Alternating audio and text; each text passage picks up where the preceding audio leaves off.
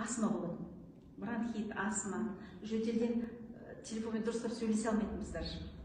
Ол қазір сондай үлкен результат алып, қазір жөтелмейді, одышкасы кетті, керемет жақсы результат болып жатыр. Қазір артында кісі көп, мықты жұмыс жасап жатыр. Жасы нешеде, нешті? Жасы 62-де, бұл дыхательныйды постоянно ішіп жатыр, ғажайып шөпті ішіп жатыр, бәрін ішіп жатыр, бірақ бастысы осы дыхательныймен ғажайып шөпті көбірек ішіп жатыр.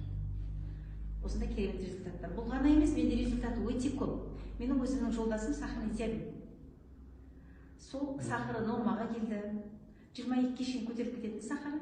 Қазір сахары 7, 6 түсіп тұр сахары. Давлениесі көтеріп кететін. Давлениесі де нормаға келді.